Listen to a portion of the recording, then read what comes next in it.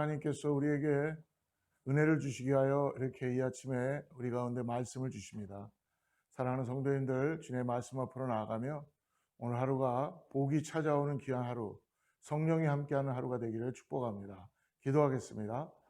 하나님 감사합니다. 오늘도 주님의 말씀이 우리의 삶 가운데 부딪혀 오게 하셔서 하나님 말씀을 통하여 우리가 힘을 얻고 오늘도 믿음으로 승리케 하게 하여 주시옵소서. 아버지 주님, 주님의 임재 가운데 있기를 원합니다.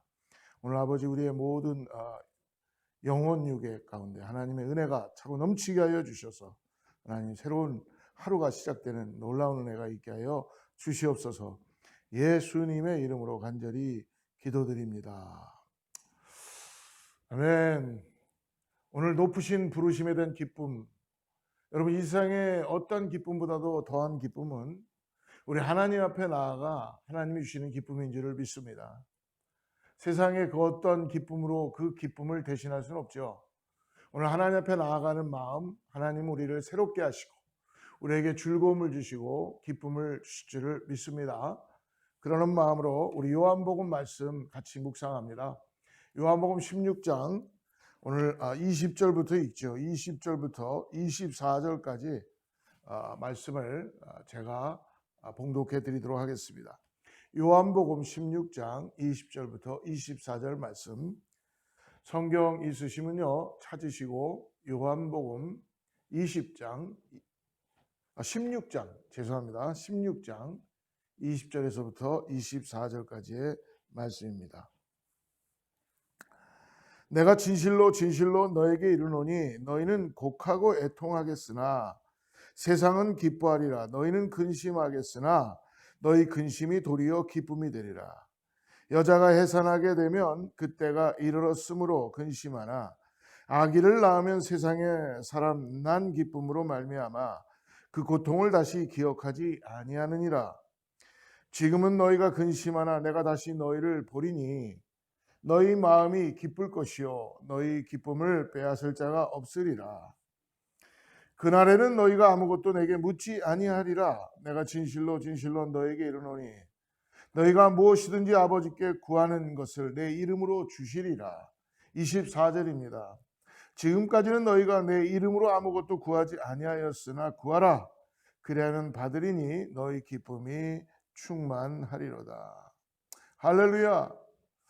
오늘 우리의 근심이 바뀌어서 기쁨이 되는 그런 놀라운 은혜가 우리 가운데 있을 줄 믿습니다. 이 세상에서 가장 힘든 일이 무엇일까? 특별히 여성분들에게 물어보면 아마 해산을 하는 고통이라고 이야기할 것 같습니다. 아이를 낳는 것만큼 힘들고 고통스러운 일이 없다는 것이죠.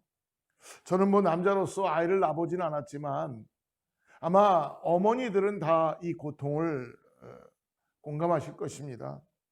해산의 고통은 죽었다가 다시 살아나는 것 같은 아픔이라고들 하지요. 그만큼 생명을 잉태하고 생명을 이 땅에 나오게 하는 것만큼 아픔과 고통을 통해서 얼마나 귀한지 모른다는 것입니다.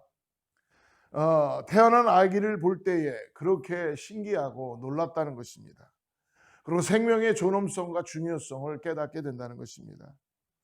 오랫동안 아기를 기다렸던 사람들이 가지는 이 출산의 기쁨은 고통 후에 오는 그 고통만큼 그 이상의 기쁨을 말로 표현할 수 없다고 합니다.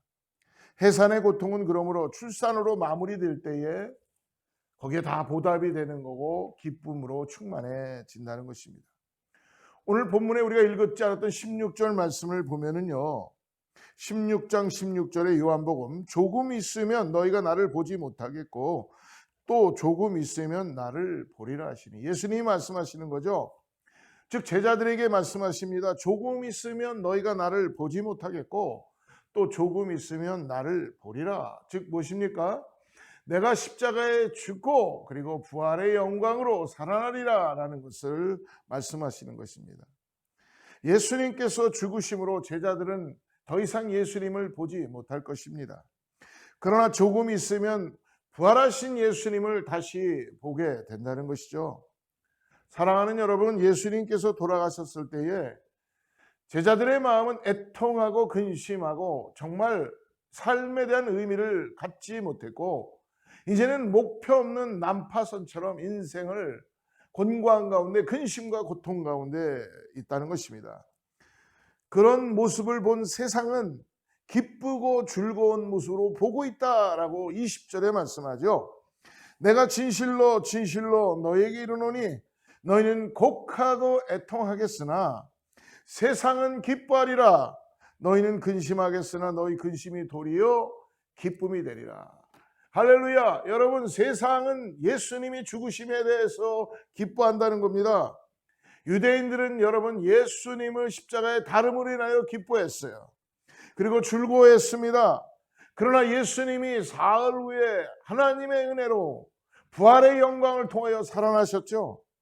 해산의 고통과는 비교할 수 없는 그 십자가의 고통을 우리의 죄를 사하시고 통과하시고 난 다음 죽음인 줄 알았는데 부활의 영광을 누리신 것입니다.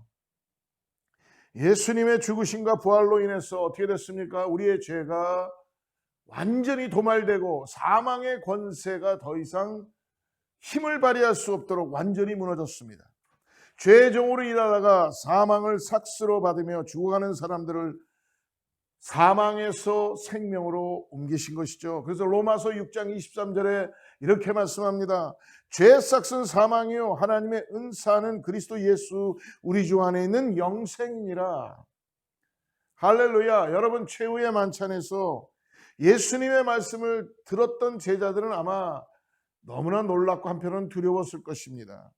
예수님의 말씀이 이전에 함께 다닐 때의 말씀과는 전혀 달랐기 때문에 그런 것입니다. 내가 떠나가신다는 말씀이죠. 그리고 곧 내가 떠나감으로 인하여 핍박이 있을 것이다 라고 말씀하십니다. 예수님이 떠나시면 곡하고 애통하게 될 것이다. 이것들은 하나의 과정이라는 것입니다. 하나님의 뜻이 이루어지는 과정 가운데 여러분 우리가 원하는 대로 좋은 일만 있는 것이 아니라 십자가의 죽으심과 고통이 통과되어야지만이 하나님의 영광의 부활의 그 은혜를 보게 된다는 것이죠.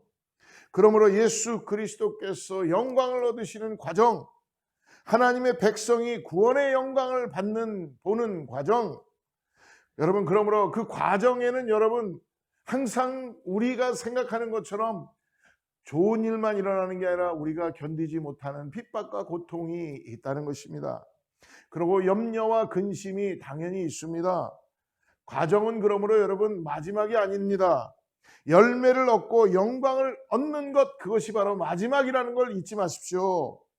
마지막에 도달하기 위해서는 여러분 우리는 반드시 이 과정을 지금 지나가고 있고 통과하고 있다는 것입니다.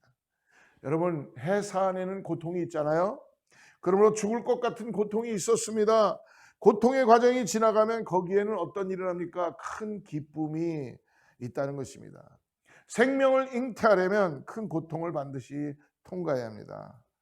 사랑하는 여러분, 어떤 화가가 그림을 잘 그리는 화가가 자연의 풍경을 보면서 햇빛이 찬란하게 비치는 들판을 보면서 그 들판에 있는 그 자연을 보면서 열심히 대자연의 그 모습을 화폭에 담았습니다. 근데 얼마 후에 완성된 그림에는 어찌된 일인지 자기가 볼 때에 전혀 생동감을 느끼지 못하는 거예요. 햇살도 쨍쨍 찌고 이 자연도 푸르고 좋고 그래서 아주 화폭에 담았는데 이 화가가 그걸 보는 순간 생동감을 느끼지 못하는 거였습니다. 근데 다시 한번 놀랍게도 두 번째 그림에서는 이 대자연의 아름다움이 그대로 살아나는 것을 그 화가는 경험할 수 있었다는 것입니다. 이상해서 그 생각했던 그 두 그림을 동시에 놓고 이 화가는 살피기 시작했다고 합니다. 그리고 그 원인을 알아냈는데요. 그것은 바로 두 그림의 명암의 차이였다는 것입니다. 어둡고 밝고의 그 그림의 명암의 차이였다는 것이죠. 즉 첫 번째 그림에는 햇볕이 쨍쨍 찌는 가운데 드러난 자연의 모습을 그저 담았기 때문에, 그리고 두 번째 그림에는 어떻게 보면 그늘에 그려진 어두운 부분의 자연을 그려져 있었던 것입니다. 사랑하는 성도 여러분, 이처럼 우리의 삶에 활짝 낀 이유도 있지만 어떨 때는 흐리고 그리고 깜깜하고 고난이 있다는 것입니다.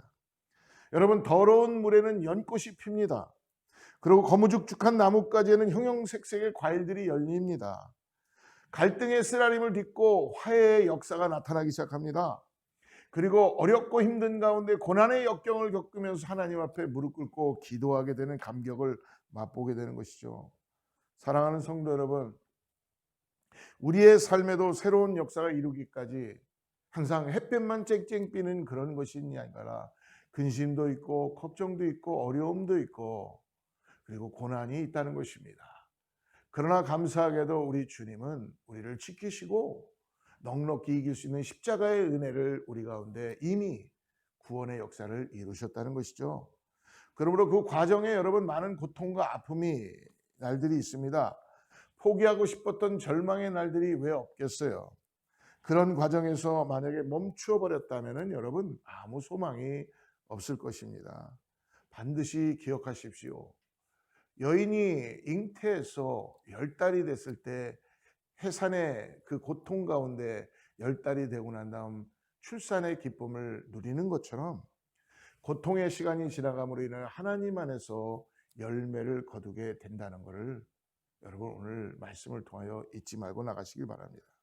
이 소망의 날을 바라보면서 기도하고 그것이 예수님께서 약속하신 것이라는 걸 잊지 마시고 오늘 특별히 고통 너머로 희망의 빛을 보시기를 축복합니다. 24절 말씀 다시 한번 봅니다.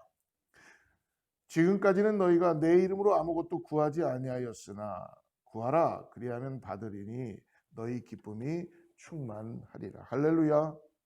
사랑하는 여러분, 고통과 근심, 절망이 마지막이 아니라 기쁨과 영광을 위한 오늘 과정이라는 걸 잊지 마시고 어떠한 삶의 고난과 아픔이 있을 때 이 해산의 고통을 거쳐야지만이 부활의 영광의 그 기쁨을 감당할 수 있다는 것입니다. 사랑하는 여러분, 우린 이미 세상이 어떤 즐거움을 준다 해도 그 즐거움과 기쁨으로는 우리를 충족시킬 수 없다는 걸 알고 있습니다.